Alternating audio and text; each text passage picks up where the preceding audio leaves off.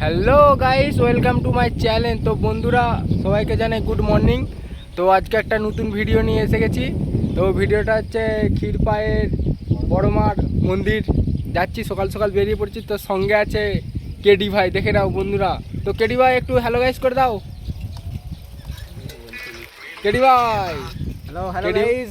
KD ভাই এখন hello guys করছে, দেখো গাইস। তো বন্ধুরা দেখতে থাকো রাস্তায় একদম, চলো বন্ধুরা। তুমি সর্বজনী আছো হৃদয়